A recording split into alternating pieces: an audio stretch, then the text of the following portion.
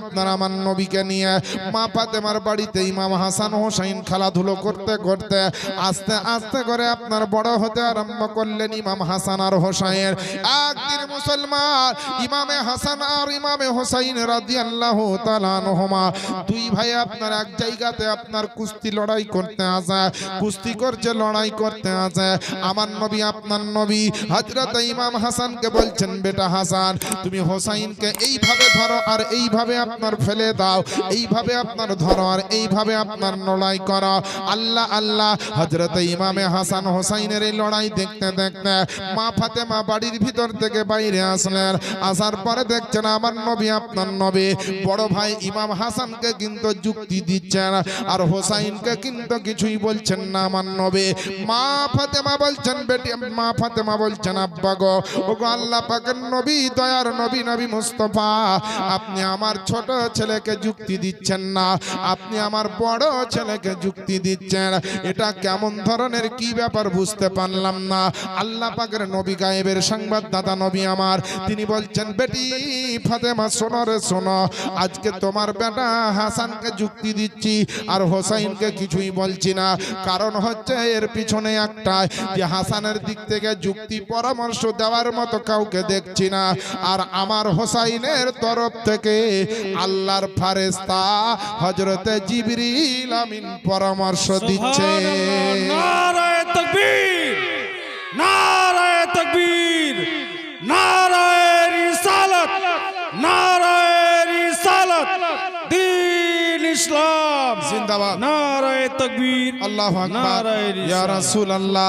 আল্লাহ পাকের নবী বলছেন, বলে দেখে নাও আমার হোসেনের দিক থেকে আমার জিবরিল ফেরেশতা, আল্লাহ পাকের ফেরেশতা, তিনি যুক্তি দিচ্ছেন। এর জন্য তো আমি দয়ার নবী আল্লাহ পাকের নবী দেখলাম আমার হোসেনের দিক থেকে যখন আল্লাহর ফেরেশতা যুক্তি পরামর্শ দিচ্ছেন, তাহলে আমি হাসানের দিক থেকে একটু পরামর্শটা দিই। আমার দুইটা নাতি আমি কষ্ট দিতে চাই না। আল্লাহ আল্লাহ, আমার হাসান হোসেনকে যেমন ফাতেমা মোহাব্বত করতেন, হাসান হোসেনকে তেমন আলী মোহাব্বত করতেন, হাসান হোসেনকে তেমন নবী মোহাব্বত করতেন।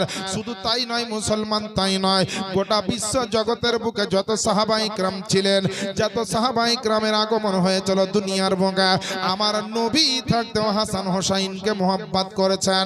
আমার নবীর অবর্তমানে অর্থাৎ ইন্তেকালের পরে প্রত্যেকটা সাহাবী হাসান হোসেনকে মোহাব্বত করত। এ বেরাদার, যারা নবীর আশিক, নবীর দিওয়ানা, তারা এখন পর্যন্ত হাসান হোসেনকে মোহাব্বত করে। কারণ হাসান হোসেনকে যারা মোহাব্বত করে, নবীর খানদানকে যারা মোহাব্বত করে, আমার আল্লাহ পাকের নবী দোয়া করেছেন আল্লাহর কাছে, ওগো রব্বুল আলামিন, আমি হাসান হোসেনকে মোহাব্বত করে পৃথিবীর জমিনে যারা হাসান হোসেনকে মোহাব্বত করবে, আল্লাহ তুমি তাদেরকে মোহাব্বত করিও। সুবহানাল্লাহ। তাহলে বলেন হাসান হোসেনকে মোহাব্বত করা দরকার কিনা? দুইটা বাচ্চা ছেলেকে নিয়ে দাঁড়িয়ে আছেন আমার নবী, ছোট্ট বাচ্চা। প্রতিদিন হাসান হোসেনকে দেখেন, নবী এত ভালোবাসেন, ইসলামের প্রচারে কাজে ব্যস্ত আছেন নবী আমার। সকাল থেকে বৈকাল অবধি ফাতেমার ঘরে যাননি নবী সেদিন। সন্ধ্যাবেলাতে নবীকে কেউ যেন খবর দিল মা ফাতেমা বড় টেনশনে আছেন। নবী এক পা দুই পা করে সন্ধ্যাবেলায় বিকালের পরে সন্ধ্যা হব হব হয়েছে গেলেন, আওয়াজ দিয়ে বলছেন আমার নবীকে মা ফাতেমা সালাম দিয়ে, ওগো আল্লাহ পাকের নবী, আমি আপনার বেটি ফাতেমা, কোনোদিন আমি কোনো পরপুরুষের চেহারা দেখিনি, আমার চেহারাও দেখার সুযোগ কাউকে আমি দেইনি, আমার গলার আওয়াজ আজ পর্যন্ত বাড়ির বাইরে আমি যেতে দিইনি, আমার যেমন গোটা অঙ্গ প্রত্যঙ্গের পর্দা করেছি, আওয়াজেরও পর্দা করেছে। এ মুসলমান আব্বা জানেরা, আম্মা জানেরা, মা ফাতেমা বলছেন আমার দুইটা নয়নের তারা ইমামে হাসান, ইমামে হোসেনকে আজকে সকাল থেকে পাচ্ছি না, সারাদিন চলে গেল খোঁজাখুঁজি করে পাচ্ছি না, সন্ধ্যা লেগে যাচ্ছে তবুও আসছে না। আপনি তো জানেন গো নবী, আমি আপনার বেটা, আমার বেটা হাসান হোসেনকে কতটা মোহাব্বত করে। ওগো আমার আল্লাহ পাকের নবী, কোন দিকে গেছে? আমি মেয়ে মানুষ, আপনার বেটি ফাতেমা আমি পর্দার বাইরে মহল্লায় মহল্লায় অনেককে খোঁজ করা করিয়েছি, কিন্তু নিজে যেতে পারেনি। এখন পর্যন্ত হাসান হোসেনের কোনো খবর আসেনি। যেমন এই খবর কবরখানা ফাতেমা দিয়েছেন। আমার নবীর চেহারাটা বড় চিন্তিত হয়ে গেল। আমিও তো আমার হাসান হোসাইনকে এত মোহাব্বত করে, সারাদিন তো চলে যাচ্ছে, কোনো দুশ্মনে কোনো ক্ষতি করে দিল না গে, আমার হাসান হোসাইনকে কেউ বেঁধে রাখলো, কোনো জায়গায় কষ্টতে ফেলে রাখলো না গে। নবী আপনার যেমনই টেনশন নিয়েছে, যেমনই নবী চিন্তিত হয়েছে, আল্লাহ পাক বলছেন জিবরিল আমিন ফারিস্তাকে, এ জিবরিল আমিন ফারিস্তা যাও যাও মদিনা শরীফে নবীর দরবারে যাও, আর আমার নবী টেনশন করছে, নবীকে বলে দাও আল্লাহ পাক তোমার হাসান হোসাইনের নিজেই হেফাজত করেছে। সুবহানাল্লাহ। জিবরিল আমিন আসলেন, আসার পরে নবীকে সালাম দিয়ে বললেন ইয়া রাসূলুল্লাহ আপনি চিন্তা করবেন না। বলে চিন্তা করব না মানে আমার নাতিদের পাওয়া যাচ্ছে না, টেনশন হবে না। বলছে হুজুর গো আপনার দুই নাতি মা ফাতেমার কলেজার টুকরা নয়নের তারা, বাচ্চা ছেলে খেলাধুলা করতে করতে বাড়ি আসার টাইমের পূর্বে একটা লোকের ওই মহল্লাতে, মদিনার এক মহল্লায় একটা ঘরের ভিতরে সুন্দর জায়গা পেয়ে ওখানে শুয়ে গেছে, দিয়ে ঘুমিয়ে গেছে। আমার নবীর টেনশন হয়েছে, তবুও পরের বাড়িতে শুয়ে আছে, যদি শুনে ফাতেমার বেটা আলীর বেটা নবীর নাতি, সে যদি ইহুদি নাসারা হয় আমার হয়তো ক্ষতি করে দিতে পারে। নবীকে বলছেন ইয়া রাসূলুল্লাহ আপনি এক সেকেন্ডের জন্য চিন্তিত হবেন না হাসান হোসাইনের জন্য, কারণ আপনার নওয়াসা দুইজন যেই বাড়িতে ঘুমিয়ে আছে ওই বাড়ির দুই দরজাতে আল্লাহ পাক দুজন ফেরেশতাকে সিকিউরিটি রেখে দিয়েছে। সুবহানাল্লাহ। নিজের ছেলেকেও আমরা জোগাতে পারি না, নিজের বেটা বেটিকে মানুষ করেছি ছোট থেকে, কোনোদিন ঘুম পাড়ার সময় জোগাইনি। আর নবীর দুই নাতি ঘুমাচ্ছে পরের বাড়িতে, ক্ষতি যেন কিছু না হয় এর জন্য আল্লাহ নিরাপত্তার ব্যবস্থা করেছেন, আল্লাহ তাদের সিকিউরিটির ব্যবস্থা করেছেন, আল্লাহ তাদের বডিগার্ডের ব্যবস্থা করেছেন। তাহলে এবার ভাবেন ইমাম হাসান হোসাইনের পাওয়ার কি হতে পারে। সুবহানাল্লাহ। এ মুসলমান আব্বা জানেরা, নবী আমার আপনার তাড়াতাড়ি করে পৌঁছালেন সেই বাড়িতে। আমার নবী মুস্তাফা আওয়াজ দিলেন, আওয়াজ দেওয়া মাত্র হাসান হোসাইন নিদ্রা থেকে জেগে উঠলেন। দুই নাতি আপনার দৌড়তে দৌড়তে যায়, নানার খাট ধরে নিল, আমার ইমাম হাসানের গালে হোসাইনের গালে একটা করে চুমা দিলেন।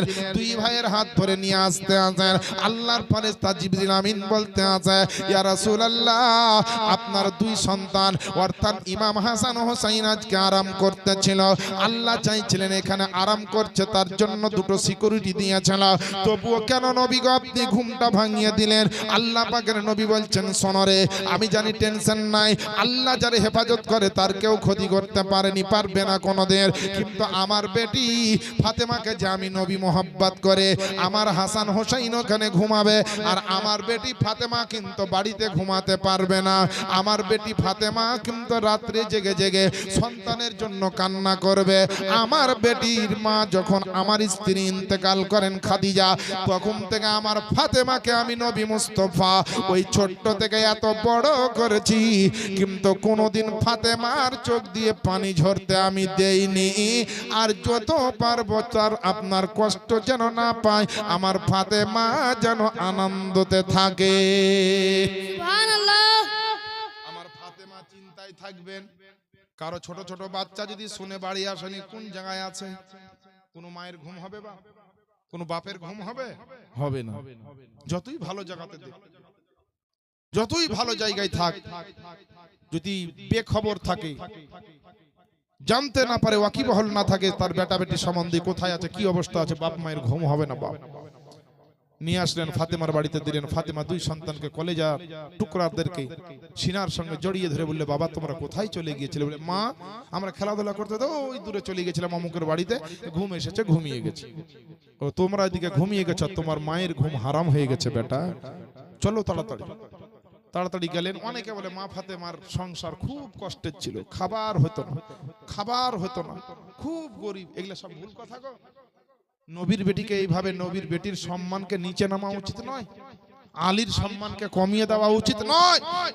নবীর বেটি আলী, নবীর বেটি ফাতেমা, আর নবীর সাহাবী আলী, নবীর জামাই আলী, এরা দুজনেই হচ্ছে একজন সাহাবী তো আর একজন সাহাবিয়া। এক তো নবীর বেটি আর আরেক দিক থেকে সাহাবিয়া। তো এদের সম্মান কমানো যাবে না, শরীয়তে জায়েজ নয়, পারলে বাড়াও। মা ফাতেমা গরিব ছিলেন না, বরং মা ফাতেমা বাদশাহ, দুনিয়ার বুকে বাদশার বেটি তো অনেক দেখেছেন, আর ফাতেমা হলেন শুধু বাদশার বেটি নয়, ফাতেমা হলেন দো জাহানের বাদশার বেটি। সুবহানাল্লাহ বলেন। সুবহানাল্লাহ। মা ফাতেমা দো জাহানের বাদশার বেটি না বেটি নয়? তাহলে গরিব কি করে হলো? যে মা ফাতেমা একবার দোয়া করে চাই তো জান্নাতের খাবার বাড়িতে পৌঁছে যায়, সে মা ফাতেমা গরিব? হাই রে হাই রে। নবী একবার আঙ্গুলের ইশারা করলে ডুবে যাওয়া সূর্য উঠে যায়, চন্দ্র দুটুকরো হয়ে যায়। আঙ্গুলের ইশারায় রিমোট কন্ট্রোলের মতন খেজুর গাছ এসে নবীর কদমে সাজদা দিয়ে দেয়। কাঁকর পাথর নবীর কদম চুমে, পাহাড় আপনার কাঁকর পর্যন্ত নবীকে সালাম দেয়। সেই নবীর বেটি গরিব? কখনো না, কখনো না। তবে নবী এবং নবীর বেটি তারা দুজনেই গরিবী হালাতটাকে ভালোবাসতেন। গরিবী হালাতটাকে ভালোবাসা আলাদা জিনিস। দামি দামি পোশাক পরবো না, স্পেশাল বিশাল ভাবে খাবো না, বরং যা ঘরে থাকবে এতিমকে খাওয়াবো, গরিবকে খাওয়াবো, বস্ত্রহীনকে দিব, যার ঘরে কিছু নাই তাকে দিব, আমি দরকার হলে না খেয়ে থাকবো। এগুলা হচ্ছে মোহব্বতের জিনিস। গরিবী হালাতকে ভালোবাসা, আখেরাতের পুঁজি হাসিল করা। তার মানে এই নয় যে সে খেতে পায়নি, তার বাড়িতে চুলহা জ্বলেনি, সে বড় গরিব। এই সমস্ত কথা বলে ফাতেমাতুজ জাহরা রাদিয়াল্লাহু তাআলা আনহার, আলিয়া মুর্তজা রাদিয়াল্লাহু তাআলা আনহর সম্মানকে হানি করা উচিত নয়, উচিত নয়, উচিত নয়। আল্লাহ যেন সকলকে বুঝার তৌফিক দান করেন। আপনারা ঘুমিয়ে আছেন না জেগে আছেন, একটু আমি যাচাই বাছাই করব। একবার নবীর মহব্বতে জোরে বলেন তো সুবহানাল্লাহ। সুবহানাল্লাহ। আর একটু জোরে বলেন সুবহানাল্লাহ। সুবহানাল্লাহ। আল্লাহুর সামাদ। আল্লাহ পাক যেন আপনাদের কবুল করেন, আমিন ইয়া রাব্বাল আলামিন। নবী আমার ইমাম হাসান হোসাইনকে নিয়ে দাঁড়িয়ে আছেন, অনেকগুলো সাহাবা ইকরাম আছে। সাহাবীদেরকে আমার নবী জিজ্ঞেস করছেন, এই আমার সাহাবা শোনো, এই আমার দুই পাশে দুই ফাতেমার বেটা, আমার দুই নামাসা নাতি দাঁড়িয়ে আছে, তো এরা কে তোমরা জানো? এদের আসল পরিচয় তোমাদের জানা আছে? সব সাহাবী বলছে, হুজুর কিছু কিছু জিনিস আছে, তো এদের সম্বন্ধে তোমরা কি জানো বলো।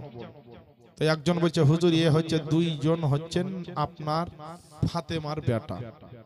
আর একজন বলছে, হুজুর এরা দুইজন হচ্ছে আলীর বেটা। আর একজন বলছে, হুজুর এরা হচ্ছে পাক পাঞ্জাতনের দুটি ফুল। মানে যে যেইভাবে পারছে হোসাইন হাসানের প্রশংসা নবীকে শোনাচ্ছে। নবী আমার ঝুমতে আছে, সব সাহাবীর বলা যখন বন্ধ, তো নবী বলছেন, তোমরা এদের সম্বন্ধে আর কিছু জানো? তখন বলছে, লা ইয়া রাসূলুল্লাহ, আর কিছু জানি না গো, আর জানি না। আল্লাহ পাকের নবী আপনার আমার নবী।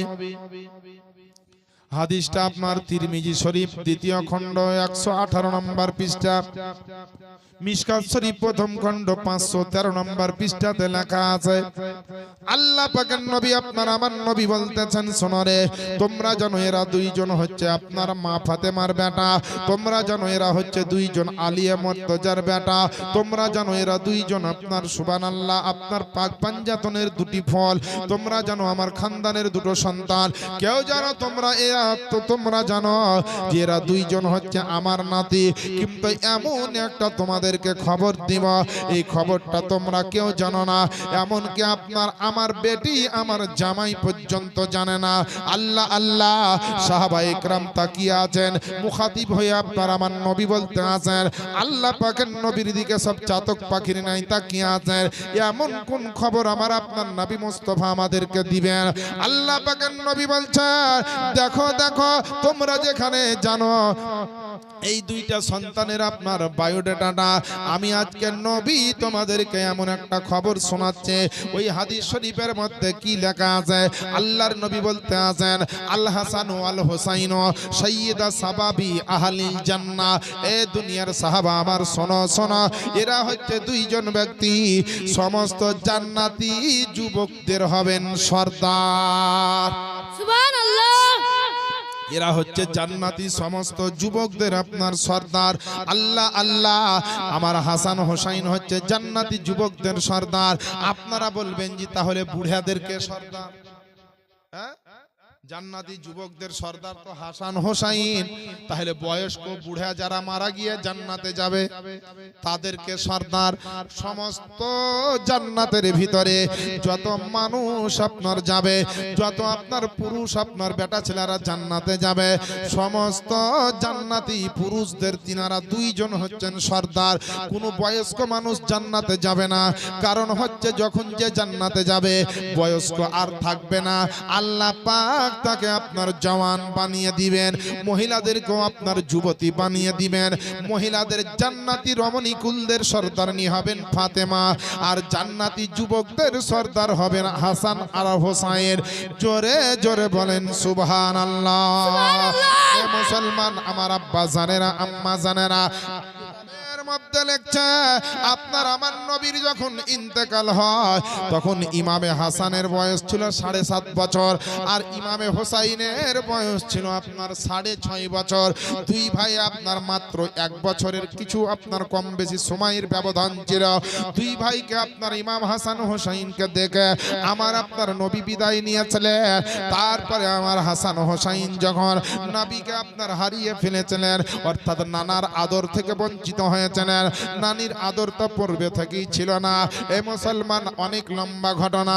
এই আপনার ইমাম হাসান হোসাইনের জীবনে 2 দিনে আপনি ছিটা ফোঁটা শুনতে পাবেন, বেশি পাবেন না। হাসান হোসাইনের জীবনী এই ইংরেজি 19 তারিখ থেকে 26 তারিখ পর্যন্ত 7 দিন করে এসে, এই গত মাসে অক্টোবর মাসে 7 দিনেও জীবনী করে আমি শেষ করতে পারি না। আমার মতো একটা কম পড়াশোনা ব্যক্তি, তাহলে আমার চেয়ে যারা বড় বক্তা, বড় শিক্ষিত, তাহলে তারা কদিন করবে? তো 2 দিনে বাবা সেরকম কিছু শুনতে পাবেন না।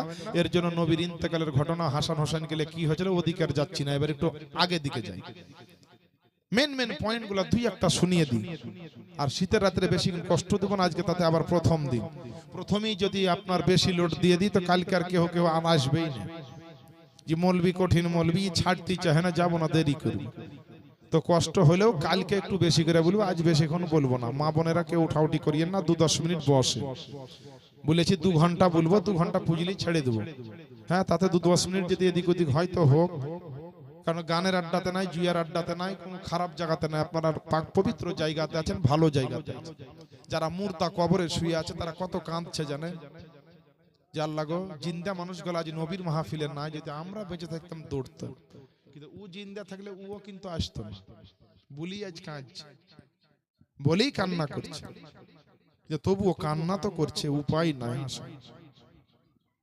আচ্ছা বলেন তো বাবা, হযরত ঈসা আলাইহিস সালামের নাম তো শুনে আছেন? ঈসা আলাইহিস সালাম, ঈসা আলাইহিস সালামের একটা টাইটেল আছে, আল্লাহর দেওয়া উপাধি আছে, যে তিনাকে বলা হয় রুহুল্লাহ, মানে আল্লাহর হুকুমে তিনি মুর্দার ভিতরে রুহু প্রদান করতেন। আল্লাহর হুকুমে তিনি মুর্দাকে জিন্দা করে দিতেন। তো সারা জীবনে তিনি হাজার হাজার মানুষের অসুখ থেকে তিনি মুক্তি দিয়েছেন, ভালো করে দিয়েছেন। চোখ নাই তো চোখ দিয়ে দিয়েছেন, অসুস্থ তো ভালো করে দিয়েছেন, দোয়া করে বহু কিছু করে দিয়েছেন। তো ঈসা আলাইহিস সালাম যে মুর্দাদের ভিতরে রুহু এনে দিতেন, মানে আল্লাহর হুকুমে রুহু প্রদান করতেন, তার জন্য তাকে ঈসা রুহুল্লাহ বলা হয়। তো আপনাদের কি কারো জানা আছে যে ঈসা আলাইহিস সালাম জীবনে সর্বমোট কতটা মুর্দাকে তিনি জিন্দা করেছেন? টোটাল কতটা মুর্দাকে তিনি জিন্দা করেছেন আপনারা জানেন? আপনাদেরকে বলবো। আর একটা স্পেশাল কথা বলবো, আল্লাহ পাক কয়েকজন নবীকে এখনো মউত দেয়নি, মানে মৃত্যুর স্বাদ চাখায়নি। তার মধ্যে একজন হচ্ছে হযরতে খিজির আলাইহিস সালাম। তো খিজির আলাইহিস সালাম এখনো বেঁচে আছেন বা হায়াতে আপনার আমার মতো, কিন্তু সাধারণ মানুষ দেখতে পাবে না। তিনি গোপন থাকেন, পর্দায় থাকেন, পানির জগতে বেশি থাকেন। তো খিজির আলাইহিস সালাম যে বেঁচে আছেন, তো তিনি কি খেয়ে বেঁচে আছেন? তার বাড়ি নাই, বেটি নাই, বেটা নাই, ঘর নাই, সংসার নাই, আত্মীয় স্বজন কেউ নাই, কোথায় থাকে কেউ জানে না, একমাত্র আল্লাহ ছাড়া। তো তিনি কি খেয়ে বেঁচে আছেন কে জানে? কিন্তু কেতাবে লেখছে খিজির আলাইহিস সালাম প্রতি বছর হজের সময়তে, হজের দিনে তিনি মক্কা শরীফে পৌঁছে তিনি মানুষের মতো হজ করেন।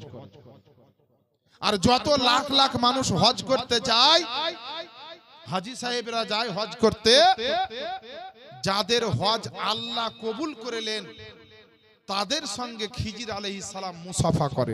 সুবহানাল্লাহ বলেন। সুবহানাল্লাহ।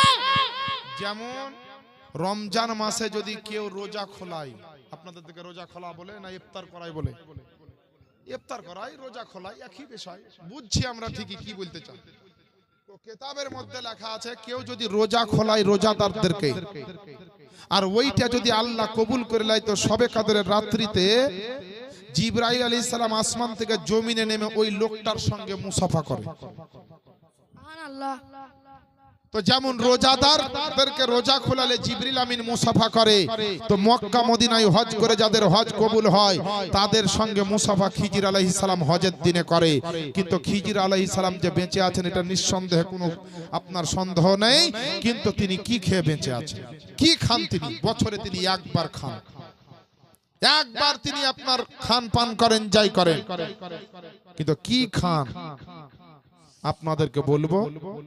আর ঈসা আলাইহিস সালাম কতটা মুর্দাকে জিন্দা করেছেন, কত হাজার না কতশো না 10টা না 50টা না 100টা না 500টা না 1000 না 2000, কোন কিতাবে আছে এটার দলিল দিয়ে বলবো। কারণ এখানে উল্টা পাল্টা বকার জায়গা নাই, কারণ তাবড় তাবড় আলেম বসে আছে। হযরত মাওলানা শামিউল ইসলাম রেজভী সাহেব আপনাদের ইমাম সাহেব, তবে আবুল কালাম সাহেব চলে গেলেন, যার আসলেন না নাকি?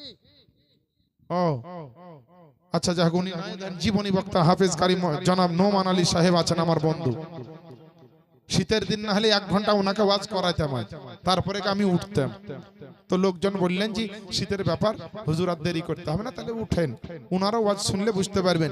তবে বেরাদার, আপনারা শিক্ষিত লোক, বুদ্ধিমান লোক, আপনারা বুঝেন হাঁড়ির ভাত গোটাই দেখতে হয় না যে হয়েছে না হয়নি, একটা টিপলেই বোঝা যায় যে ভাতের অবস্থা কেমন, ভাত আর কতক্ষণ হবে, চুলহাতে আর ভাত কতক্ষণ হবে, এটা একবার টিপলে, একটা ভাত টিপলেই মা বোনেরা বুঝে নেয়। তো আপনারা শিক্ষিত মানুষ, নোমান আলী সাহেবের যাই 10-15 মিনিট শুনেছেন, বুঝে নিয়েছেন যে বক্তা কেমন ঝাঁঝালো বক্তা। আমার বাপজিরা ভাইরা, একবার দরুদের নাজরানা পড়বো ঝুমে ঝুমে, যে 2-4টা কথা বলবো, তা শেষ করবো। মায়েরা বসেন। আল্লাহুম্মা সাল্লি আলা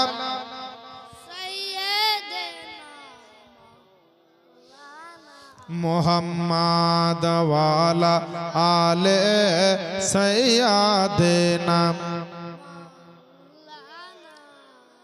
মুহাম্মাদ সাল্লাল্লাহু আলা মুহাম্মাদিন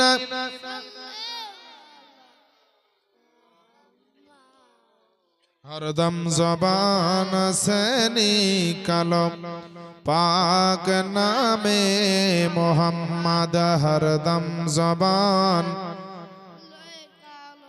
शफी आना मोहम्मद सल्लल्लाहु। नबीर যারা আশিক প্রেমিক হয়, দিওয়ানা হয়, গোলাম হয়, তারা কি বলে শুনেন?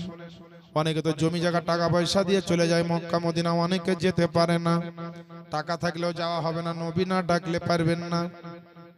কথার মধ্যে আছে जिसको मिली मदीने से चिट्ठी पुकारेंगे उसको मदीने के मिट्टी। সুবহানাল্লাহ বলেন। সুবহানাল্লাহ।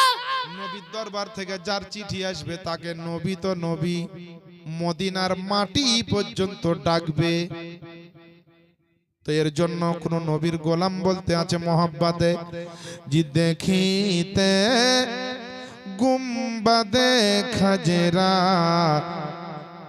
ডাকো না ইয়া রাসূলুল্লাহ, দেখিতে গুম্বাদে খজরা ডাকো না ইয়া রাসূলুল্লাহ, দেখিতে গুম্বাদে খজরা ডাকো না ইয়া রাসূলুল্লাহ, দেখিতে গুম্বাদে খজরা ডাকো না ইয়া রাসূলুল্লাহ, দেখিব দুই নয়নেতে মদিনা ইয়া রাসূলুল্লাহ, দেখিতে গুম্বাদে খজরা ডাকো না ইয়া রাসূলুল্লাহ। জোরে বলেন না সুবহানাল্লাহ। সুবহানাল্লাহ। আরে যারা যারা নবী পাকের রওজায় হাজিরি দিল, যারা যারা নবী পাকের রওজায় হাজিরি দিল, যারা যারা নবী পাকের রওজায় হাজিরি দিল, শাফাআত ওয়াজিব হলো ঘোষণায়া রাসূলুল্লাহ। দেখিতে গুম্বাদে খাজরা ডাকো না ইয়া রাসূলুল্লাহ। নবীর আশিক কি বলছেন শেষ ছন্দ বলবো, জোরে বলে দেন সুবহানাল্লাহ। সুবহানাল্লাহ। নবী গো তোমার দিদারের আশায় কত না রাত কেটে যায়। সুবহানাল্লাহ। নবীর কোন আশিক বলছে জি নবী গো তোমার দিদারের আশায় কত না রাত কেটে যায়। নবী গো তোমার দিদারের আশায় কত না রাত কেটে যায়।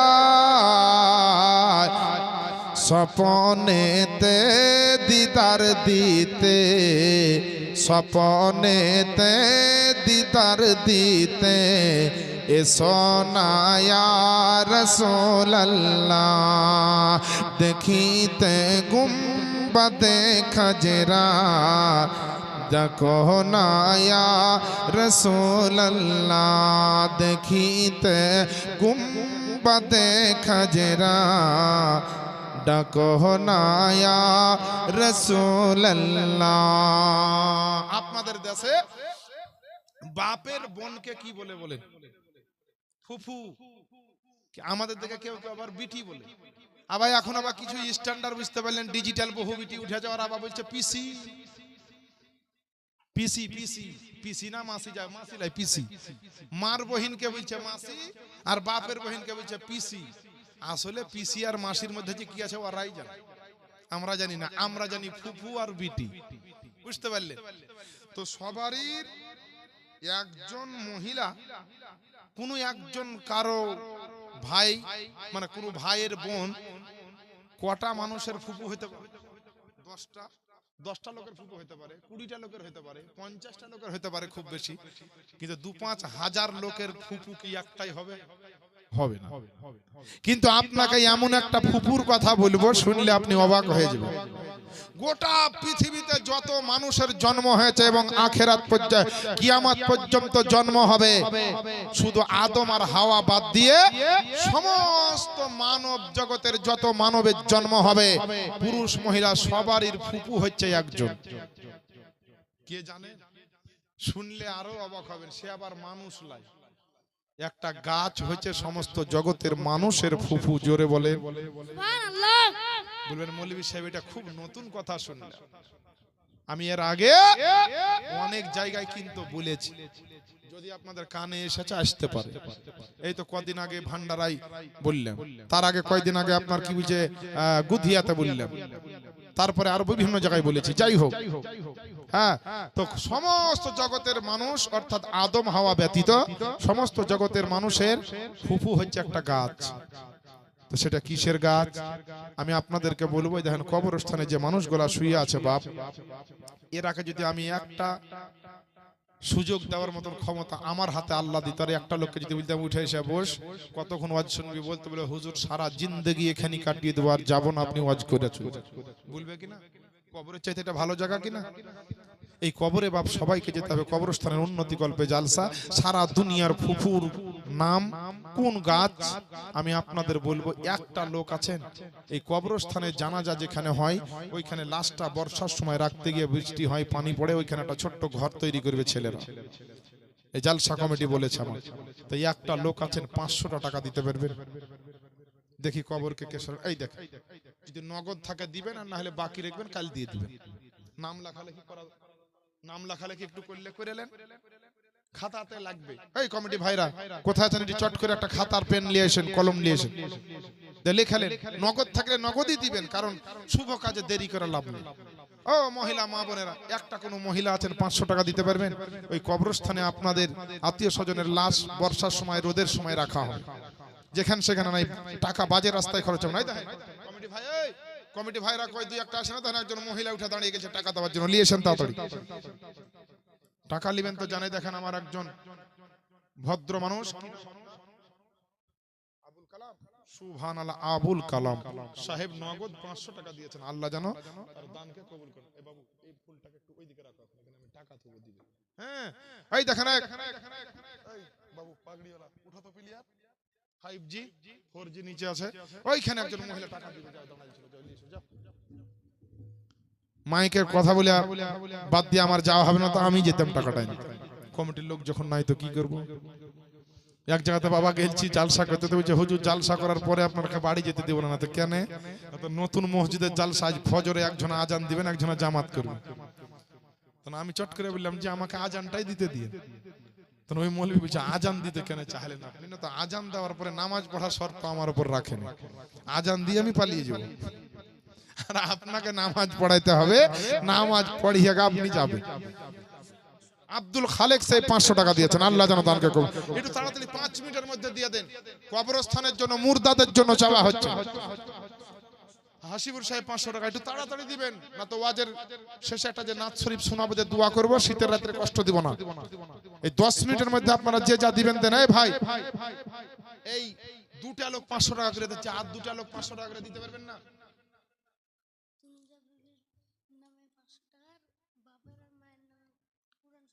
আচ্ছা, তুনেজা বিবি তার বাপ মায়ের নামে 500 টাকা, আর একটা কোরআন শরীফের হাদিয়া স্বরূপ 500 টাকা। আল্লাহ যে আশাই দিয়েছেন যেন কবুল করেন, আমিন ইয়া রাব্বাল আলামিন। তুমি বসে গেলে ওখানেই থাকো, আবার দিবে যে, আবার দিবে, যাও। আমার মা বোনেরা না দিয়ে যাবে না। মা বোনদের 1 মাসের করে লক্ষ্মী ভান্ডারের টাকা দিলে কি এমন ক্ষতি হবে? কিছুই ক্ষতি হবে না।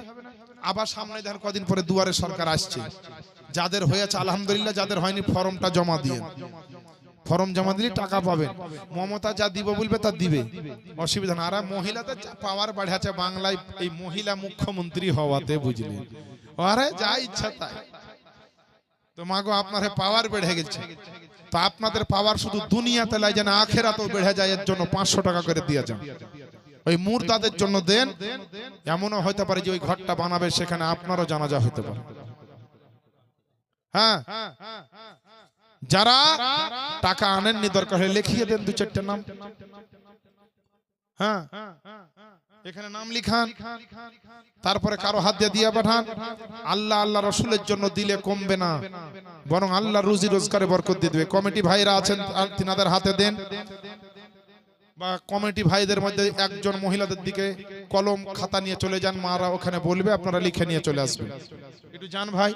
আচ্ছা বাপজিরা, ভাইরা, আমার দাদারা, একটা লোক নাই 500 টাকা, এত 500 টাকা এমন কিছু টাকা না গো। 500 টাকা আজকাল হাত খরচও ফুরিয়ে যায় দিন, মানে কারো কারো 500 টাকাতে একটা ডাক্তার দেখাও হয় না অসুখ বিসুখ হলে। আল্লাহর কাছে দোয়া করবো, আল্লাহ যেন আপনাকে অসুখ বিসুখ থেকে ভালো রাখেন, যেন না দেন বড় অসুখ। আল্লাহ যেন সুখে শান্তিতে রাখে, রুজি রোজগারে বরকত দেয়। একটা জানাজার ময়দানে মুর্দা রাখার জন্য একটা ঘর তৈরি করা হয়। তার জন্য চাইছি জীবনের শেষ ঠিকানা যেখানে আপনার আমার হবে, কবরস্থানে, জানাজার ময়দানে, ওই জায়গাটার জন্য চাইছি। আর দুনিয়ার সমস্ত মানুষের ফুফু কোন গাছকে আল্লাহ বানিয়েছেন, সেই গাছটার নাম বলবো, শুনে যাবেন। এত বড় একটা ইসলামিক রেকর্ড, মানব জীবনের রেকর্ড আপনাদেরকে শোনাবো। একটা মহব্বতে নাই, নবীকে মহব্বত করেন, হাসান হোসেনকে মহব্বত করেন, এরকম লোক নাই। হাসান হোসাইন বড় হতে লাগলেন, নবীর ইন্তেকাল হলো, তারপরে ফাতেমার ইন্তেকাল হলো, তারপরে আলিয়া মুর্তজার ইন্তেকাল হলো। হযরত ইমামে হাসান 6 মাসের মতো তিনি খলিফা হলেন, খেলাফত প্রাপ্ত হয়ে তিনি মুসনাদে বসলেন। 6 মাসের মতন তিনি বাদশা ছিলেন। তারপরে সেই বাদশার সিটে হযরত আমিরে মুবিয়া রাদিয়াল্লাহু তাআলা আনহুকে বসিয়ে দিলেন, আর এই দিকে তিনি চলে আসলেন। আর আমিরে মুবিয়ার সঙ্গে যা চুক্তি পরামর্শ ছিল, ওই অনুযায়ী সংসার চলতে লাগলো। ইমামে হাসান হোসাইন দেখতে এত সুন্দর, মক্কা মদিনার অনেক মহিলারা, একজন 100 টাকা দিয়ে সুদেনা বিবি, আচ্ছা সুদেনা বিবির নামে এই চাচা বাবজি আমার আম্মা জানের নামে 500 টাকা। আচ্ছা ওনার একজন মেয়ে ইন্তেকাল করেছেন, কবরস্থ আছে, আল্লাহর কাছে দোয়া করি যেন এই সওয়াবটা তিনার মায়ের কবরে আল্লাহ পৌঁছে দেন এবং কবরটাকে যেন জান্নাতের বিছানার ব্যবস্থা করে দেন, আমিন ইয়া রাব্বাল আলামিন। ও মায়েরা একটু চটচট করে দিয়ে দেন না গো মা, 200 100 500 যে যা পারবেন দিয়ে দেন, আপনাদেরকে চাপ দিব না, আপনাদেরকে খুব পেশার দিব না, মোহাব্বতে দেন, মোহাব্বতে ভালোবাসাই দেন। বাপজিরা ভাইরা এই কবরস্থানকে ভালোবাসতে হবে, এই কবরই শেষ ঠিকানা হবে, যতই গাড়ি বাড়ি যা দেখছেন সব বেকার, আসল শেষ ঠিকানা হবে আপনার ওইখানে। ওই জায়গায় আপনার আত্মীয় স্বজন কতজনের জানাজা হবে, লাশটা রাখা হবে, একটা ঘর তৈরি হবে, বৃষ্টি রোদ কিছু লাগবে না বাবা, বৃষ্টি পড়ে যায় লাশ ভিজে যায়, রোদ্রের ফোকরে লাশের উপরটা গরম তেপে যায়, সব দিক থেকে হেফাজত হবে। যারা পারবেন দেন, অনেকে হয়তো ভাবছেন যে আজকে প্রথম দিন আমরা ভাবতেই পারিনি টাকা চাইবে আনিনি, তো আগামী কালকে যারা আসবেন তারা অবশ্যই একটু বেশি বেশি করে দান করবেন, যাতে এই ঘরটা তৈরি করার মতো কিছু অনুদান আপনারা দিতে পারেন। মনে রাখবেন দিতে পারলে আপনি ভাববেন যে আমি একটা বড় ভাগ্যবান, যে আমার দেওয়া টাকাতে একটা ভালো কাজ হয়েছে সমাজে। আল্লাহ ভালোবাসলে দিতে পারবেন, রুজি রোজগারের মালিক আল্লাহ। এই বাচ্চাটাকে পাঠিয়েছি মা, আপনারা যে যা পারবেন হাতে দিয়ে পাঠান, আমি বারবার বলবো না, ওয়াজটা একটু 5 মিনিট শুনেলেন, দে ইনশাআল্লাহ দোয়া খায়ের করে আমরা সবাই মিলে একসঙ্গে যাব, লাস্টে একটা নাতে রসুলও শুনিয়ে দেব। 2 ঘন্টা পার হয়ে গেছে, কিন্তু আপনাদের এই দানের খায়রাতের যেটা দোয়া হবে লাস্টে, এই সময়টা দেওয়ার জন্য 2-4টা কথা বলছি। ইমাম হাসান আর ইমাম হোসাইন তারা সংসার নিয়ে আপনার জীবন যাপন করছেন, করতে করতে করতে বাবা ইয়াজিদের ইন্তেকাল হলো। এই সরি, হযরত আমির মুআবিয়া রাদিয়াল্লাহু তাআলা আনহু, যিনি ইমাম হাসানের জায়গায় যাকে খেলাফতে বসা হয়েছিল, খলিফা হিসাবে খেলাফত দিয়ে ওনার ইন্তেকাল হলো। আর ওই আমির মুআবিয়ার একটা বেটা ছিল, কুখ্যাত বেটা, যার নাম গোটা বিশ্বের লোক জানে, যার নাম হচ্ছে ইয়াজিদ। শুনেছেন না নামটা? ইয়াজিদ এইবার বাপের গদিতে বসল। কথা কিন্তু ছিল যে আমির মুআবিয়ার ইন্তেকালের পরে ইমাম হাসান হবেন খলিফা, কিন্তু বেঈমানি করে, বদমাইশি করে, মুনাফিকি করে ইয়াজিদ নিজেই সিট দখল করে নিল। তখনকার একটা নিয়ম ছিল যে যখন খলিফা হবে তাকে তখন খলিফা বলে মানতে হবে, যাইয়া হাতে হাত দিয়ে বলতে হবে আপনাকে আমি খলিফা বলে মানলাম, আপনার বায়াত গ্রহণ করলাম। সবাই বায়াত হতে লাগলো ইয়াজিদের ভয়ে। প্রথম দিন গদিতে বসে বসে কিছু কিছু মানুষকে একদম কতল করে দিল, জবাই করে দিল। ডালিম দিয়েছেন 200 টাকা, হ্যাঁ ডালিম ভাগনে দিয়েছেন মৌলভী সাহেবের 200 টাকা, আল্লাহ যেন কবুল করেন। মাগো কেউ খালি হাতে দিবেন না, যা আছে দেন, নাহলে কালকে সব জাম ভরে দান করবেন। হ্যাঁ তো বাবা এবার যুদ্ধ আরম্ভ হলো। ইমাম হাসান একটা মহিলাকে বিয়ে করেছিলেন, আর ওই মহিলাটাকে ইয়াজিদ বিয়ে করার জন্য পাগল ছিল। ওই মহিলাটার নাম কি? জয়নাব রাদিয়াল্লাহু তাআলা আনহা। জয়নাব রাদিয়াল্লাহু তাআলা আনহাকে বিয়ে করার জন্য ইয়াজিদ পাগল ছিল। হাসানের উপরে ইয়াজিদের খুব রাগ, যেমন করি হোক কষ্ট দিব, মারবো। আমি যে মহিলাটাকে বিয়ে করবো ভেবেছিলাম, হাসান তুমি বিয়ে করে নিলে, কিন্তু হাসান বিয়ে করেননি। হাসান কি গিয়ে পা ধরে লোকজনে বলেছে হুজুর এত সুন্দর একটা মহিলা ইয়াজিদের সঙ্গে বিয়ে হলে ইয়াজিদ আর সম্মান রাখবে না, আপনি দয়া করে মেয়েটা বিয়ে করে ওর মান ইজ্জতটাকে ঢাকেন। হাসান কে বিয়ে করার জন্য মদিনার মেয়েরা পাগল হয়ে যেত। তারা বলতেন হুজুর আপনাকে ঘর সংসার কিছু করতে হবে না, খালি শরিয়ত মোতাবেক একবার আমাকে বিয়ে করলেন, আমি যেন কিয়ামতের মাঠে বলতে পারি নবীর নাতি ইমামে হাসানের স্ত্রী। এই সৌভাগ্য অর্জন করার জন্য এইভাবে বিয়ে হয়েছে বাবা। ইমাম হাসানের 2টো স্ত্রী সেই সময় আছে কাছে, একটার নাম জায়েদা আর একটার নাম হচ্ছে জয়নাব রাদিয়াল্লাহু তাআলা আনহা। বুঝতে পারলেন? এইভাবে থাকতে থাকতে থাকতে থাকতে হাসানের পিছনে মেলা দুশমন লেগে গেছে। সতের পথে আছে, হকের পথে। এ রাজুল সাহেব 200 টাকা, যে যা দিবেন দিয়ে দেন। এ দেখেন বাবা কিতাবের মধ্যে লেখা আছে যে ইমামে হাসানকে আপনার কেউ যেন বিষ পান করিয়ে দিয়েছে খাবারের সঙ্গে। কিতাবের মধ্যে লেখা আছে আল্লামা জালালউদ্দিন আহমদ আমজাদি রাহমাতুল্লাহি আলাইহি, তিনি আপনার খুতবাতে মুহররমের মধ্যে লিখছেন ইমামে হাসানকে আপনার যেন একবার দুইবার নয় 5 থেকে 6 বার ইমামে হাসানের বিষাক্ত বিষ দেওয়া হয়েছে খাবারে মারার জন্য। কিন্তু যতবারই বিষ পান করে, যখন তার আপনার শরীরের অবস্থা খারাপ হয়, কষ্ট হয়, যন্ত্রণা হয়, বেদনা হয়, ইমামে হোসাইন এসে আমার হাসানকে একসঙ্গে করে নিয়ে আমার নবী মুস্তফার পাক দরবারে গুম্বাদে খাজরায় চলে যায়, নবীর সোনার রওজা শরীফে চলে যায়। আর আপনার গড়াগড়ি করতে করতে আমার রিসালাতের নবুয়াতের কারণে, নবুয়াতের রিসালাতের বারকাতে, নবুয়াতের জন্য বারকাতে রিসালাতের ফায়েজ ও বারকাতে ইমাম হাসানের পর পর 3 বার বিষ কিন্তু পানি হয়ে গেছে। সুবহানাল্লাহ। বিষে কোনো ক্ষতি করতে পারছেন না। এমন দুশ্মন লেগেছে ইমাম হাসানকে মারার জন্য, কারো কোনো ক্ষতি করেননি। ইমাম হাসান এমন আপনার চরিত্রবান লোক ছিলেন। নবীর খানদানের আদর্শ নীতি সম্পর্কে আল্লাহ পাক কোরআন শরীফে যাদের আপনার আদর্শ নীতির কথা বলেছে, যেমন নবীর কথা বলেছেন, নবী হলেন উত্তম চরিত্রের অধিকারী। আল্লাহর কোরআন যেমন সাক্ষ্য দিয়েছে, ওয়া ইন্নাকা লা আলা খুলুকিন আযীম, 29 নম্বর পারা সূরা আল কালামের আপনার 4 নম্বর আয়াতে আল্লাহ পাক জানিয়ে দিয়েছে, হে নবীগণ এবং নবীগণ, আপনাকে আমি সমগ্র জগতের মধ্যে উত্তম চরিত্রের অধিকারী বানিয়েছে। তো নবীর খানদানকে, নবীর আলাউলাদকে আল্লাহ পাক দুনিয়ার হার নাপাকি থেকে খুব পাক পবিত্র বানিয়ে দিয়েছেন। আল্লাহ চান নবীর খানদান সব সময় পাক পবিত্র চান। উঠিয়ে দেখুন 22 নম্বর পারা, আল্লাহ পাক বলছেন, ইন্নামা ইরিদুল্লাহু লিযুহিবা আনকুমুর রিজসা আহলাল বাইতি ওয়া ইতাহিরাকুম তাতহীরা। নিশ্চয় আল্লাহ তো এটাই চান, হে নবীর বংশের মানুষেরা, তোমাদের ভিতর থেকে সমস্ত রকম খারাপি নাপাকিকে দূর করে দিয়ে আল্লাহ খুব খুব তোমাদের পবিত্র বানিয়ে দিতে চান। জোরে বলেন সুবহানাল্লাহ। যাদেরকে আল্লাহ পাক পবিত্র বানিয়েছেন এবং বানিয়ে দিতে চান নবীর বংশে, ওই জন্য তো ইমাম হাসানকে আপনার কমা হতে পারেন। ইমাম হাসানের আখলাক, চরিত্র, নেচার, কালচারে কোনো কমতি থাকতে পারে না। না মুসলমান, এমন তাকওয়া পরহেজগারওয়ালা ব্যক্তি আমার হাসান, এমন আপনার ইমানদার ব্যক্তি ছিলেন আমার হাসান, যে আপনার মানুষ তো একবার আপনার হজ করতে যেতে পারে না, তিনি মদিনা থেকে মক্কা পর্যন্ত জীবনে আপনার ইন্তেকালের পূর্বে পর্যন্ত পায়ে হেঁটে 25 বার আপনার হজ করেছেন। বলেন সুবহানাল্লাহ। সুবহানাল্লাহ। কিন্তু এ খবর তো কেউ জানে না। ইমাম হাসান কবার হজ করেছেন আর কিভাবে হজ করেছেন। ইমাম হাসানের ঘোড়ার অভাব ছিল না, ইমাম হাসানের উটের অভাব ছিল না। সবাই বলতো হুজুর উটের উপরে চাপেন, কিন্তু হাসানের তাকওয়া পরহেজগারি দেখেন রে বাবা। হাসান পাক বলতেছিলেন, জি বাবার বন্ধুরা, আমি পায়ে হেঁটে হজ করে গেলে যে সওয়াবটা পাবো, ঘোড়ার পিঠে উটের পিঠে চাপলে সেই সওয়াবটা কিন্তু পাবো না।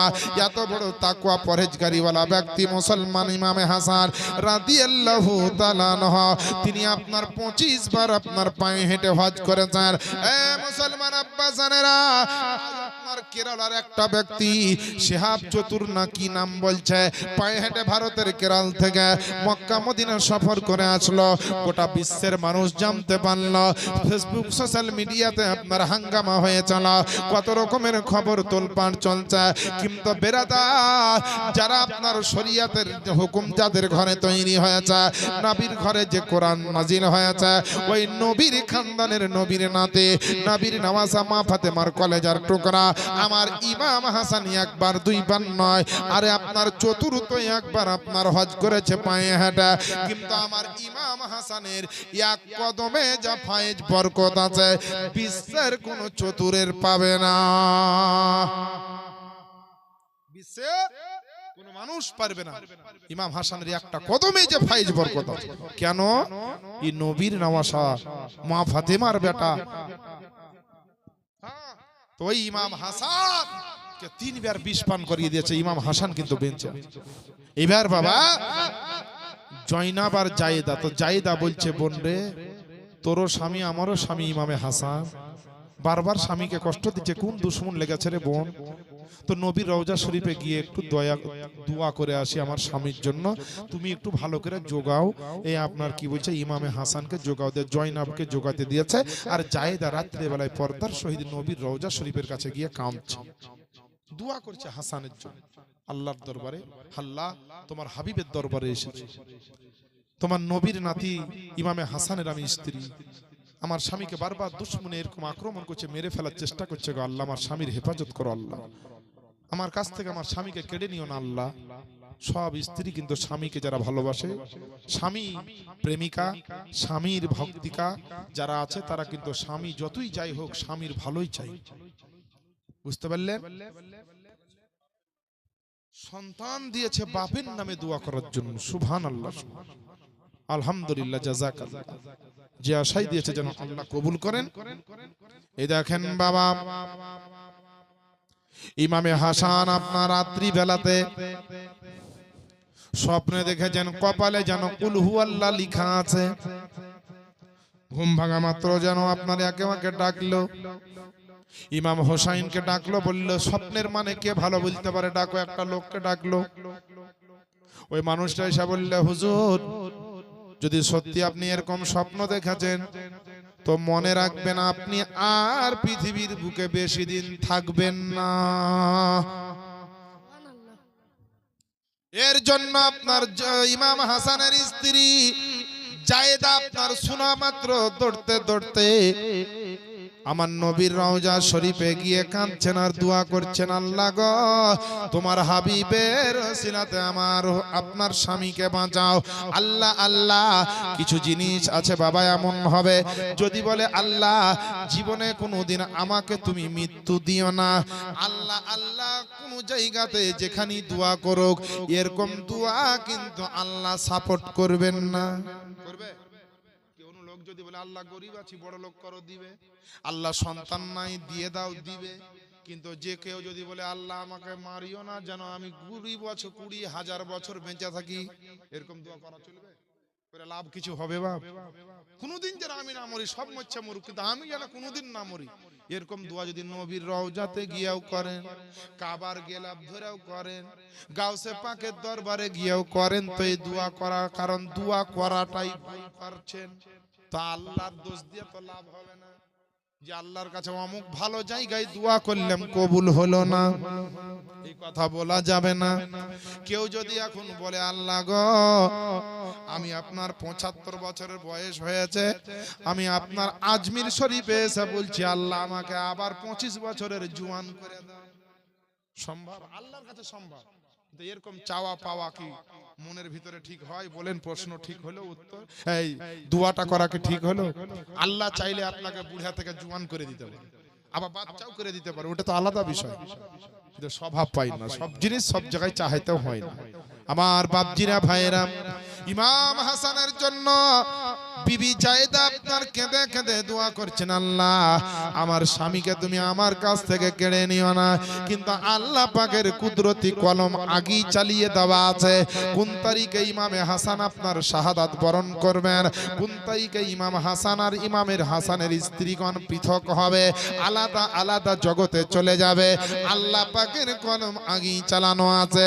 বিবি জায়েদার দোয়া করছে, হযরতে ইমামে হাসান রাত্রি বেলাতে আপনার কড়া সিকিউরিটির মধ্যে থাকতো, কারণ 3-4 বার তাকে বিষ পান করা হয়েছে, আবার যেন কেউ পান না করিয়ে দেয়, আবার যেন কেউ বিষ খাইয়ে না দেয়। খেজুরের সঙ্গে মধুর সঙ্গে বিভিন্ন রকম ভাবে ইমাম হাসানকে বিষ পান করানো হয়েছে, খাওয়ানো হয়েছে।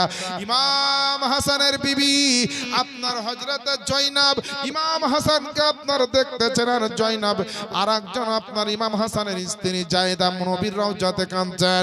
এদিকে রাত্রি বেলায় স্বপ্ন দেখার পরে ইমামে হাসান ঘুমিয়েছিল রে বাবা, আর ইমাম হাসানের স্ত্রী জয়নাব দেখলো হুজুর যখন ঘুমিয়েছে, ইমাম হাসানের পায়ের কাছে মাথাটা রেখে হযরত জয়নাব ঘুমিয়ে গিয়েছে।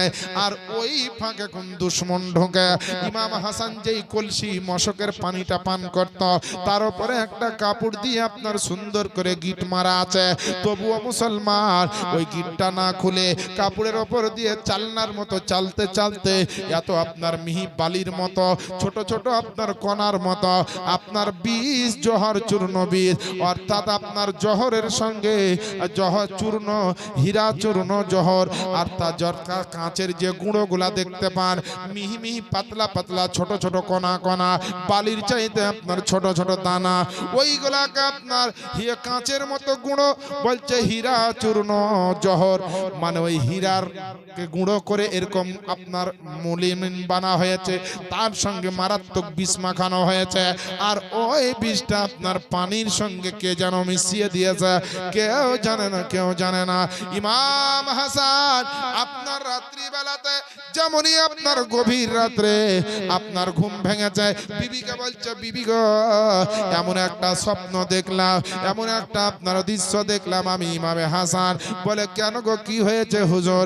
বলে কারবালার প্রান্তরটা দেখতে পেলাম, ইমাম হোসাইনের অবস্থা দেখতে পেলাম, জয়নাবের ব্যাপারটা দেখতে পেলাম, আমার মা ফাতেমা, আমার আলিয়ে মর্তজা যেন কিছু খোঁজাখুঁজি করছেন, আমার নানা মুস্তফাকে দেখলাম যেন কিছু খোঁজাখুঁজি করছেন, আর আমার মা ফাতেমা আলী যেন আমার দিকে হাত বাড়িয়ে আমাকে ডাকতে আছে।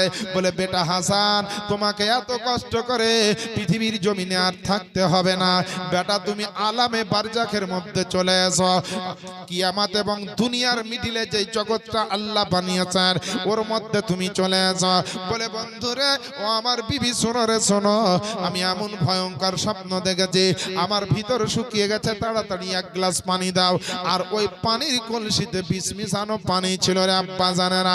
জয়নাব আপনার তাড়াতাড়ি করে একটা আপনার গ্লাসে করে পানি দিয়ে দিল, আর পানি খানা যেমনই হাসান পাক আপনার পান করে নিয়েছে, এত মারাত্মক কঠিন বিষ মিশ্রিত ছিল, ইমাম হাসান আপনার সুবহানাল্লাহ আর থামতে পারছেন না, সহ্য হচ্ছে না, গোটা পেটের মধ্যে যেন তুফান চলতে আরম্ভ করেছে, পেটের ভিতরে যেন ঝড় উঠে পড়েছে, ছটপট ছটপট করে আব্বা আব্বা করে ডাকে। দৌড়তে দৌড়তে ইমামে হোসাইন আসলো, আসার পরে ধরে নিল, বলে ভাইজান, ওগো আমার দাদা, ওগো আমার ভাই, আপনি আমাকে ছোট থেকে বড় করেছেন কোলে পিঠে করে, আপনি আমার বড় ভাই, আপনি কিসের জন্য ছটপট করছেন? বলে বলে বন্ধু ভাই রে, শোনো রে শোনো, ইমাম হোসাইন আমাকে আর বাঁচতে দিবে না, আমি আর বাঁচব না, কতবার হয়ে গেল বিষ পান করা, কতবার হলো বিষ খাওয়ানো, আমার শরীরে আবার কে বিষ দিয়ে দিয়েছে পানির সঙ্গে, কিন্তু আমি আর সহ্য করতে পারছি না। ইমামে হোসাইন বলছে, ভাই চলো চলো, তোমাকে একটু নিয়ে যাই নবীর রওজাতে। ইমাম হাসান বলছে, না না, এর আগে 5 বার গেছি, আর আমি নবীর মদিনায় রওজাতে যাব না, কারণ বুঝে নিয়েছি আমাকে শত্রুতে ছাড়বে না, আমি যদি দুনিয়া থেকে বিদায় নিই তবেই শান্তি পাবো। আজ কয়েক মাস থেকে আমার এরকম কষ্ট চলছে, আমি হাসান আর সহ্য করতে পারছি না।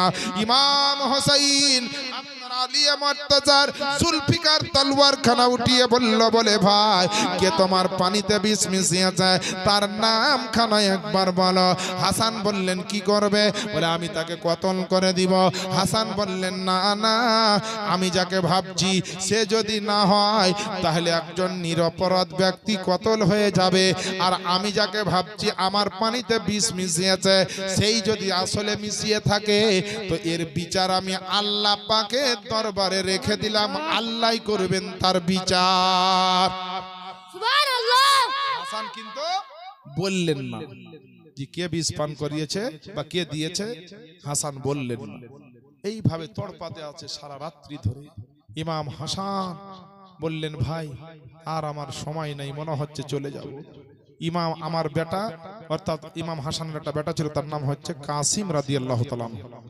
কাসেমকে নিয়ে ইমাম হাসানকে বলছে, ভাই আমার এই ভাতি, আমার বেটাটাকে, তোমার ভাইপোটাকে তোমার হাতে তুলে দিলাম, এই সন্তানটাকে তুমি ভাতিজা মনে করি না, নিজের বেটা মনে করি, আর বেটা তোমার চাচাকে তুমি চাচা মনে করি না, ওটাই তোমার আব্বা মনে করি, যে যা বলবে তাই শুনি। আমার বেটিকে দেখিও, আমার আওলাদ গুলাকে দেখিও। আমি কারবালার মানজার দেখতে পাচ্ছি, জয়নাবের কি অবস্থা হবে দেখতে পাচ্ছি, আলী আকবরের কি অবস্থা হবে কারবালায় দেখতে পাচ্ছি, আলী আসগরের মাসুম গলায় তীর লাগবে দেখতে পাচ্ছি।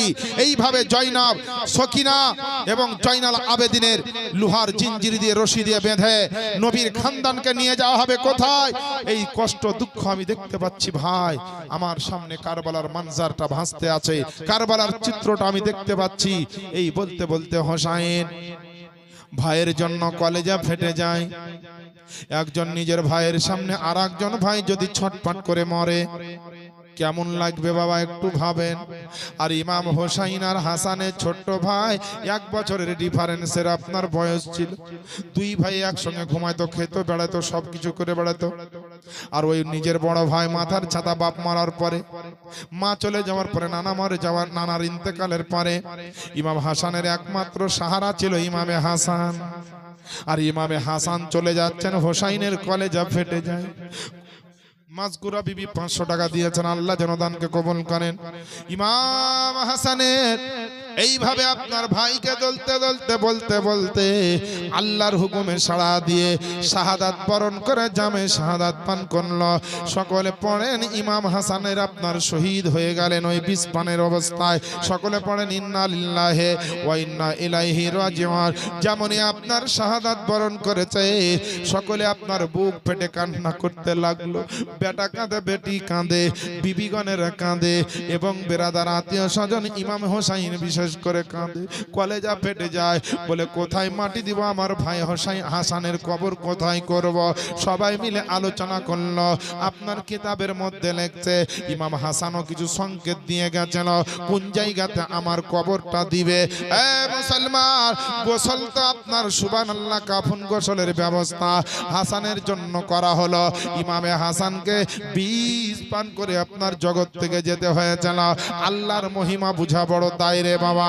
আল্লাহ পাক তাকে শাহাদাতের দরজা দিয়েছেন, শাহাদাত বরণ করিয়েছেন। আল্লাহর হুকুম হয়তো এটা ছিল। আল্লাহ পাক ভালো জানেন। এ মুসলমান, দুনিয়াতে ইসলামের জন্য, হকের জন্য ইমামে হাসান কম কিছু করেননি।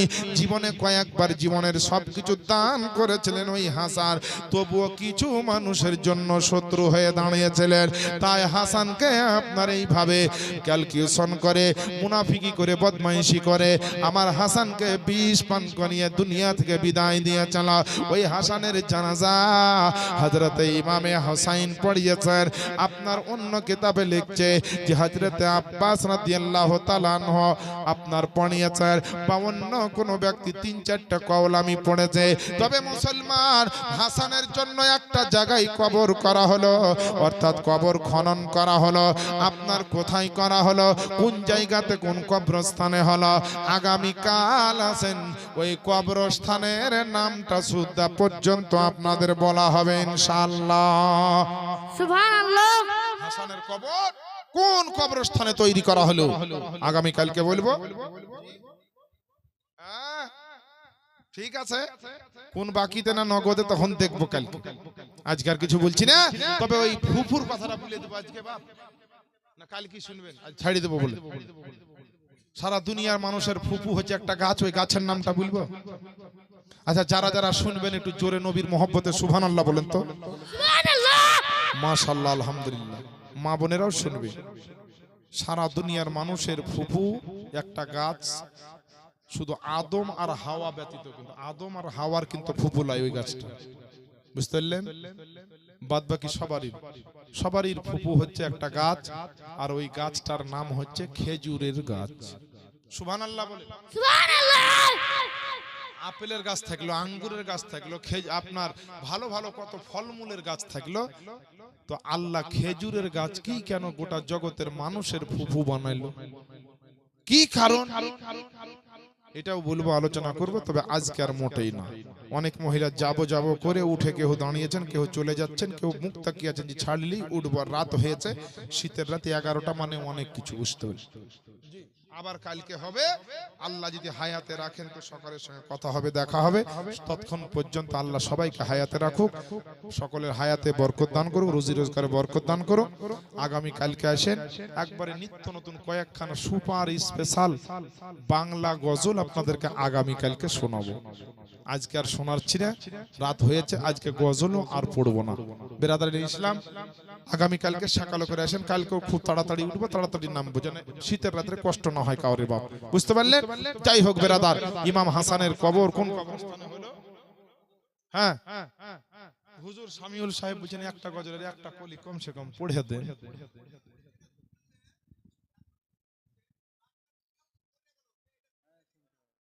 দুঃখ তো থাকবে, তো শুনেন। আমি আচ্ছা শুনেন, হ্যাঁ, আপনি একটা খুব যুক্তিসঙ্গত কথা বলেছেন। তো অনেক লোকের ধরেন 10 বিঘা 20 বিঘা জমি আছে, তো মরে যেতে জমিটা তোর পরে পেলে না, আমার আত্মীয় স্বজন যে থাকে বেটা বেটি ওরাই পায়, নাকি বলছে? জমিটা তো পরে লিয়ে পালিয়ে যায় না। তো আল্লাহর কাছে দোয়া করছি কেউ যেন না মরে, সবাই বেঁচে থাকে।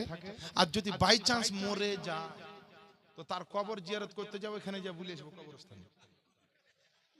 যে দেখো খেজুরের গাছটা কেন এই হয়েছিল শুনে এলাম, বুঝতে পারলেন? আমার ভাই রাগ করিয়েন না, হ্যাঁ আমার ভাই খুব ভালো লোক, আমি একটু মজা করার জন্য কথাটা বললাম। ইনশাআল্লাহ কথাটা যুক্তিসঙ্গত বলেছেন।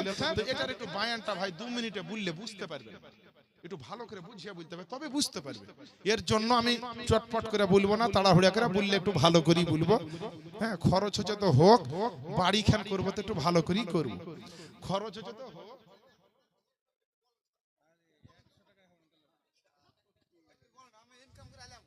ইনকাম করে এলেন, হ্যাঁ দেন। আপনার 100 টাকা লোকের 1 লাখের সমান গো, সুবহানাল্লাহ। জান আল্লাহ যেন আপনার রুজি রোজগারে বরকত। আচ্ছা জান জান ভাই বললে তো বলিয়ে দি ভাই, এত বড় রিকোয়েস্ট অমান্য করা ঠিক লাই। এই ভাই আপনার নাম কি? লাল মিয়া আছে তো ঠিক আছে, লাল মিয়া সাহেব বসেন। কালো মিয়া কেহ নাই, থাকো তো 100 টাকা দিয়ে দেন না, তাহলে বুঝলিয়ে দিই ভালো করে। আরে 100 টাকা লাগবে, মহিলারা দিলে গা বলবো, না হলে বলবো না। একটা টাকা দেন, একটা মহিলা 100 টাকা দেন। আমার লাল মিয়া ভাই যদি দিতে পেরেছে, তাই একটা মহিলা 100 টাকা দিতে পারবে না, এত বড় জিনিসটা জানা। হ্যাঁ দিয়েছে তো কত বুঝতে পারছি। হ্যাঁ আগামী কালকে খুব দিবে, লক্ষ্মী ভান্ডারের টাকা গেলা, মমতার টাকা গেলা, একলাই বসে বসে খাও গো মা। একাই খেও না, সব কাল টাকা তুলে নিয়ে আসিও। এমন দোয়া করবো যেন সামনে জেনে আপনার ভাতা গেলা যেন 500 লাই 1000 করে দেয়। আর টাকা না দিলে এমন দোয়া করবো যেন সামনে মাস থেকে বন্ধ হয়ে যায়। তারপরে তখন দেখবে মজ, লক্ষ্মী ভান্ডারের গরম ঠান্ডা হয়ে যাবে। হ্যাঁ একটা মানাই 100 টাকা দিতে পারবেন না। এই বাবু এই মোবাইল বেলা ওখানে যা না তো দেখ কি হতেই তো নিয়ে আসবি যা। আরে মালদহর মেয়া ছেলেরা সোনার কানের খুলে দেয় রে হাসান হোসেনের মহব্বতে। আর এখানকার মারা একটা 100 টাকা দিবে না? নিশ্চয় দিবে, নিশ্চয় দিবে। নবীর রওজা শরীফ সম্পর্কে যে গজলটা আমি খুব পড়ি, খুব ভালো লাগে, ওই গজলটার একটা কলি শুনেলেন। আর খেজুর গাছ কেন ফুপু হলো? আদম নবীকে তৈরি করার জন্য জমিন থেকে যে মাটি উঠানো হয়েছিল, এই জমিনটাকে কাদা বানা হয়েছিল, আবার শুকিয়ে ঠনঠনে মাটি বানা হয়েছিল, দিয়ে আদম নবীকে বানা হয়েছে। তো আদম নবীকে বানাতে গিয়ে একটু কাদা বা মাটি বেঁচে গেছিল। আল্লাহর ফেরেশতা বলছে, আল্লাহ গো এই দামি মাটিটা কি করব? আল্লাহ বললেন এক কাজ কর, এই মাটিটা যেখানে সেখানে ফেলিস না, দুনিয়ার বুকে একটা খেজুর গাছ বানিয়ে দে। তাহলে খেজুরের গাছ এইভাবে বানানো হয়। আদম নবীর শরীরের অংশের থেকে একটা, একই মায়ের উদর থেকে যে সন্তান হয়, যদি বেটা ছেলে হয় তো ভাই ভাই হবে, আর একটা যদি বেটা হয় একটা যদি বিটি হয় তাহলে কি হবে? ভাই বোন হবে। তো আদম নবীর শরীরের অংশের যে মাটিটা বেঁচেছিল, ওই মাটি থেকে তৈরি করা হয়েছিল। আর খেজুরের গাছটা ফল দেয়, নিজেই ফল দেয়। এর জন্য তাকে আদম নবীর বোন হিসাবে নিযুক্ত করা হয়েছে। আর বাপ হচ্ছে গোটা দুনিয়ার মানুষের বাপ হচ্ছেন আদম নবী। তাহলে বাপের বোন ফুফুই হয়। এটা সংক্ষেপে বললাম, আর বিস্তারিত ছিল তো আমার লাল মিয়া ভাইয়ের জন্য বললাম। মা বোনেরা টাকা দেন আর না দেন দেখেন শুনিয়ে দিলাম। এবার এক কলি নাতে রসুল পড়ে দিব, দিয়া ইনশাল্লাহ নামবো। তো পুরাতন গজল শুনবেন না নতুনের মধ্যে যেগুলা এখন আমার যেটা মনে পড়বে বলবো, যেন আপনারা ভিতর ভিতর নবীর মহব্বত নিয়ে বাড়ি যেতে পারেন, নবীর ভালোবাসা নিয়ে বাড়ি যেতে পারেন। এর জন্য একটা খুব মহব্বতের নাত পড়ছি। নবীর রওজা শরীফ দেখে মন ভরে না, দিদার দাও গো শাহে মদিনা, দিদার দাও গো শাহে মদিনা। আরশের মেহমান করেছেন আল্লাহ, কত শান কত মান মোর মদিনাওয়ালা।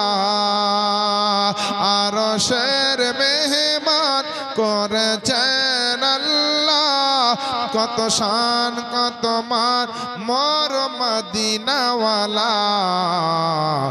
ও গো মদিনাওয়ালা, ও গো মদিনাওয়ালা, করো করোনা, দিদার দাও গো শাহে মদিনা। নবী রওজা শরীফ দেখে মন ভরে না, দিদার দাও গো শাহে মদিনা।